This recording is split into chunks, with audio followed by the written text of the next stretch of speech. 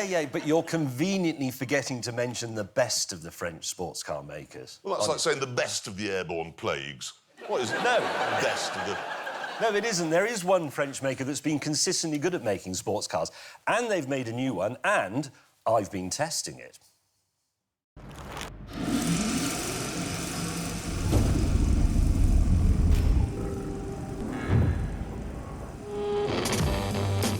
It's called the A110, and it's made by Alpine, a French sports car firm who have a history of hitting the spot.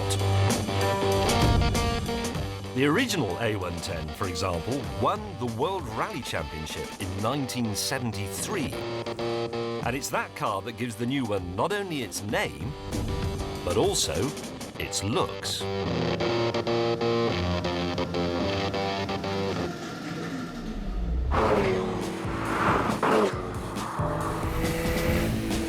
So, what we have here is a small, pure, no-nonsense sports car aimed squarely at the Porsche Cayman and the Audi TT.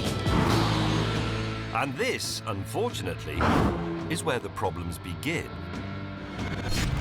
You see, this launch version of the Alpine costs £51,000. £51,000. Now, for £1,000 more, you can have the TT-RS. That's the one Clarkson was driving in the last series. And that's more powerful and it's faster.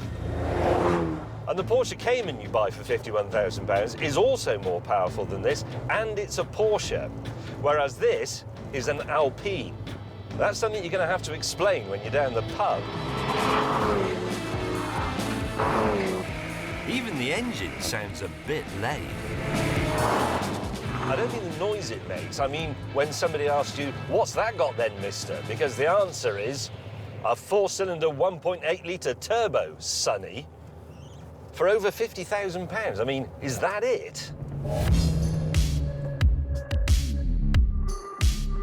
Also, I'm not sure about the looks. The original 1960s version was a masterpiece. But for me, this modern reboot doesn't quite work.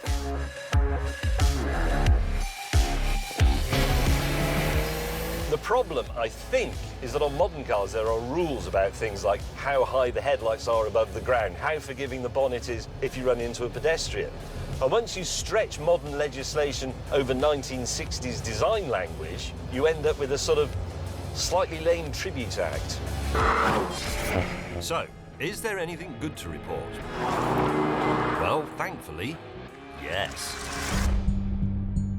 For starters, although Alpine is owned by Renault, this car is not just a hot Megane dressed up in some fancy suit.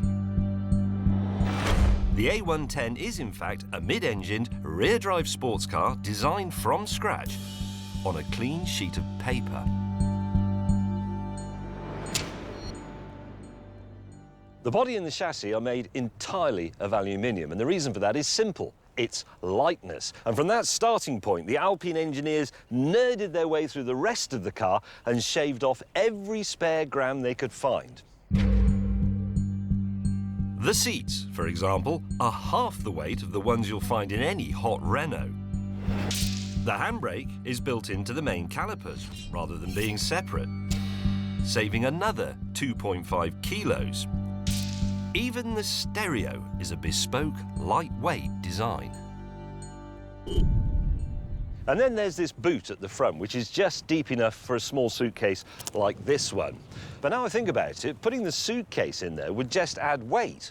So what I would do is just pack my overnight stuff straight in there. The only downside is that in the morning I have to go outside if I want a fresh pair of pants.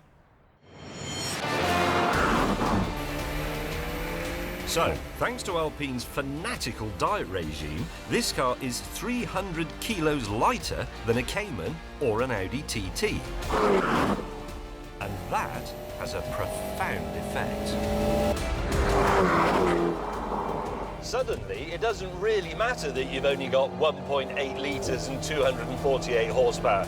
This thing absolutely zips along. 0 to 60, 4.5 seconds. Top speed limited to 155 miles an hour. And then, when you get to a corner, you find out just how agile this thing is.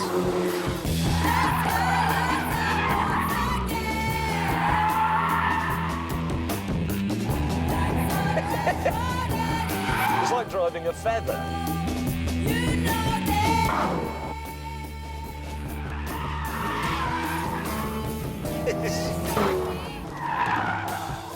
It is like a cartoon car. It should come with those little bubbles saying piff, pow, bam.